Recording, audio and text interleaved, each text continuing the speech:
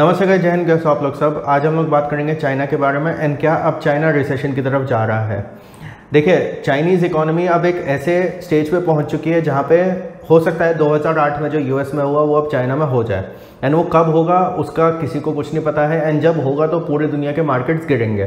तो इस वीडियो में हम बात करेंगे कि क्या चाइना अब रिसेशन की तरफ जा रहा है, क्या चाइना में भी एक सबप्राइम क्राइसिस वाली सिचुएशन होने वाली है, एंड इंडिया इससे कैसे बच सकता है।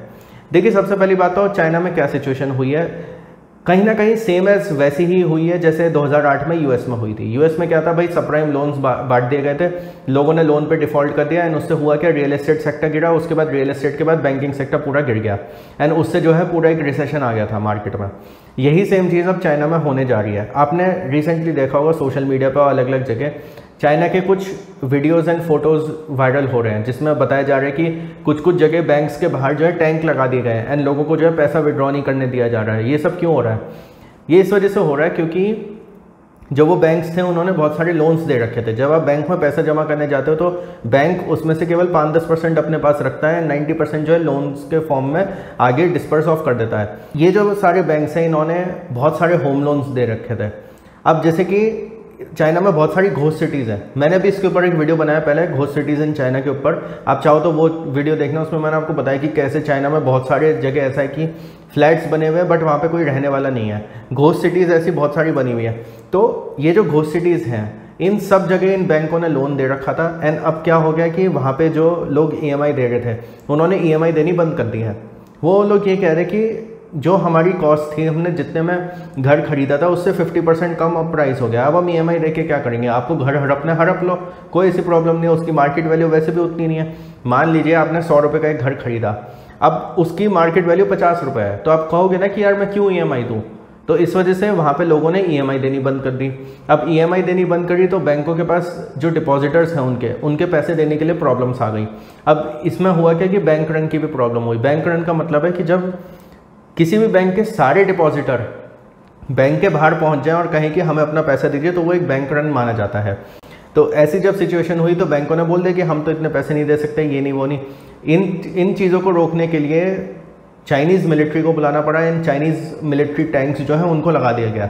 एंड कुछ लोग तो ये भी कहते हैं कि हो सकता है 1989 का जो टाइनमेन स्क्वायर मैसेकर था वैसा कुछ रिपीट ना हो जाए, बट फॉर्चुनेटली अभी तक ऐसा नहीं हुआ है। बट द थिंग इज़ कि चाइना की जो फाइनेंशियल हालत है वो बहुत ज़्यादा ख़राब है। एंड मैं आपको एक चीज़ बताऊं, मैंने पहले चाइना के ऊपर बहुत सारे वीडियोस बनाए इस चैनल पे।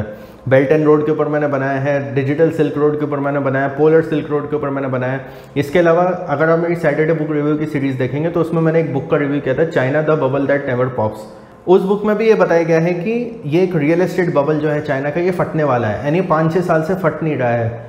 कहीं ना कहीं चाइनीज़ गवर्नमेंट जो है ये किसी तरीके से कोशिश कर रही है कि बबल ना फटे, क्योंकि उनको पता है कि अगर ये बबल फटा तो ये पूरी दुनिया को रिसेशन में लेके चले जाएंगे। पूरी दुनिया से ज़्यादा तो चाइना की हालत ख़राब हो जाएगी। तो कहीं ना कहीं ये जो एक बबल है अब एक ऐसे पीक पे आ गया है कि कभी भी फट सकता है। ये अगर बबल फटा तो पूरा चाइना रिसेशन में जाएगा। एंड मैं आपको बताऊँ, चाइना की इंटरनल हालत बहुत ज़्यादा ख़राब है। बहुत सारे लोग हैं इंडिया में जो कहते हैं बुलेट ट्रेन प्रोजेक्ट लेट हो रहा है, ये है वो है एंड ऑल दैट। एंड वो कहते हैं कि चाइना में देखो, चाइना ने 10 साल में 20,000 किलोमीटर की बुलेट ट्रेन बना दी। वो जो 20,000 किलोमीटर की बुलेट ट्रेन है ना, वो पूरा का पूरा एक तो डेट पे बना हुआ है, एंड दूसरा वो फाइनेंशियली बिल्कुल भी वाइबल नहीं है। वो कहते हैं ना, मतलब बिल्कुल भी नॉन फीजिबल एक प्रोजेक्ट है। वो एक पैसा कमा के नहीं दे रहा चाइना को, वो पूरा का पूरा प्रोजेक्ट डेट पे चल रहा है। इसके अलावा जो उनकी रियल एस्टेट कंपनीज है, एवरग्रैंड देख लो आप, और भी जो अलग अलग कंपनीज हैं, उनकी हालत इतनी ख़राब है। एक जगह तो मैंने ये भी पढ़ा कि कुछ जगह तो ऐसा हो रहा है कि जहाँ जैसे मान लीजिए कोई बिल्डिंग के पास फार्मर्स हैं, तो फार्मर्स को बोला जा रहा है कि भाई हम आपसे तरबूज ले लेते हैं, हम आपसे फल फ्रूट ले लेते हैं, आप हमारे फ्लैट खरीद लो। ऐसी हालत हो गई है वहाँ पे। तो आप सोच सकते हो कि कितना बड़ा एक मिसमैनेजमेंट था ये चाइना का। चाइना के जो बैंक्स हैं, चाइना की जो रियल एस्टेट कंपनीज है, कितना बड़ा उन लोगों ने मिसमैनेजमेंट करा। इसके अलावा उन्होंने एक चीज़ तो वही करी जो यहाँ पे इंडिया में पिछले 8-10 साल से रियल एस्टेट में चल रही है। ए का पैसा बी में डाला, बी का पैसा सी में डाला, सी का पैसा डी में डाला। जैसे इंडिया की रियल एस्टेट में क्या हो रहा है, आपने ए प्रोजेक्ट में इन्वेस्ट करा, बिल्डर ने ए प्रोजेक्ट का पैसा बी प्रोजेक्ट में लगा दिया, बी का पैसा सी में लगा दिया, सी का पैसा डी में लगा दिया, ऐसे करके जो है। और फिर हुआ क्या, इससे ए और बी वाले जो प्रोजेक्ट है वो रह गए, सी वाला रह गया, आगे प्रोजेक्ट्स ही कंप्लीट नहीं हुए। यही चीज़ अब चाइना में भी हुई है। और जब यही चीज़ हुई है तो वहाँ का रियल एस्टेट मार्केट ऐसा गिर गया है कि लोग सोचते हैं कि यार मैंने लोन लिया 100 रुपये का, मार्केट वैल्यू अब 50 रुपये रह गई, अब मैं लोन पे करके करूँगा क्या? तो इसलिए वो लोग लोन ही पे नहीं कर रहे हैं, एंड उस वजह से जो है बैंकिंग प्रॉब्लम आ रही है, सब कुछ हो रहा है, ये पूरा चाइनीज़ इकोनॉमी को लेकर डूबेगा। तो अब बहुत हाई चांसेस हैं कि 2008 में जो यूएस में हुआ वो अब चाइना में होने वाला है। अब कब होगा वो तो हम नहीं जानते, या फिर जैसे 5-6 साल से हो रहा है वैसे ही चाइनीज़ गवर्नमेंट इसको संभाल लेगी, वो भी हम कुछ नहीं कह सकते।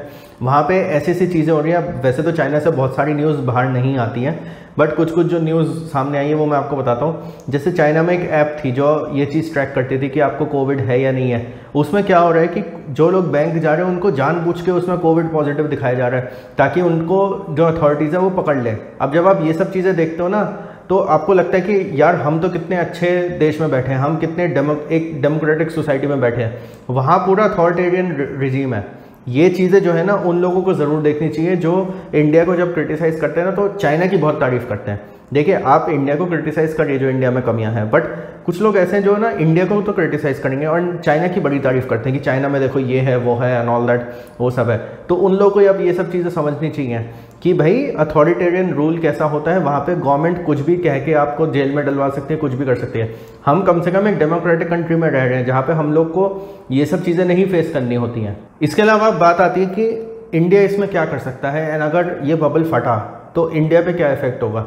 देखिए मेरे को ऐसा लगता है कि इंडिया का मार्केट ज़्यादा से ज़्यादा इतना हो सकता है कि जैसे अभी आपको पता है मई जून में 15,200 तक चला गया था मार्केट, ज़्यादा से ज़्यादा इतना हो सकता है कि 15,200 का लेवल वापस आ जाए।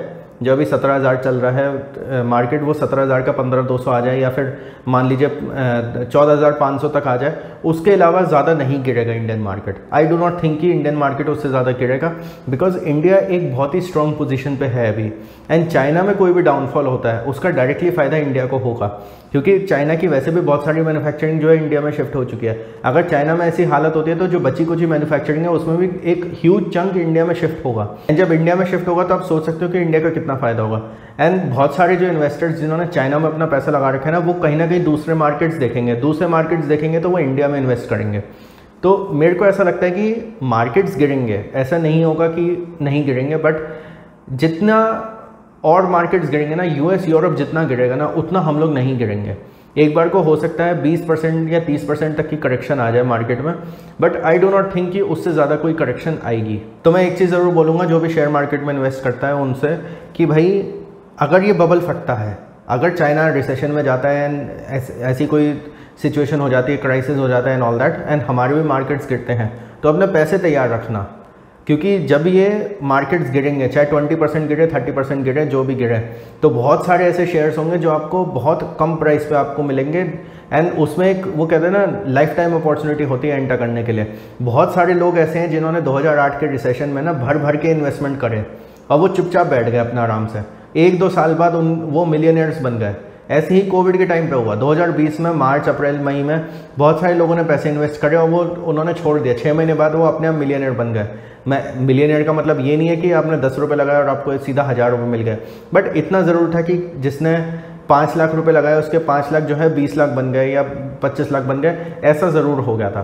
तो देखते हैं रिसेशन होता है नहीं होता, या फिर ये जो रियल एस्टेट बबल है वो फटता है नहीं फटता चाइना में। हम लोग को उतना इफेक्ट नहीं होगा, एंड अगर होगा भी तो हम जितना तेज़ी से गिरेंगे उतना तेज़ी से हम लोग ऊपर चढ़ भी जाएंगे। हम लोग को ज़्यादा इफेक्ट नहीं होने वाला है। तो इंडिया के हिसाब से हम लोग को ज़्यादा टेंशन लेने की ज़रूरत नहीं है। मार्केट फॉल ज़रूर होगा, जैसे अभी मई जून जुलाई में थोड़ा सा मार्केट फॉल हुआ था, 15,200 तक हम पहुंच गए थे। ज़्यादा से ज़्यादा उतना होगा, या ज़्यादा से ज़्यादा इतना हो सकता है जैसे मैंने आपको बताया 14,500 तक चला गया, 14,200 तक चला गया। उससे ज़्यादा फॉल इंडियन मार्केट नहीं होगा अगर चाइना का ये बबल फटता है तो। आपका इस मामले में क्या कहना है प्लीज़ मेरे को कमेंट्स में ज़रूर बताइएगा। Like this video, share with all friends. Thank you for watching the video.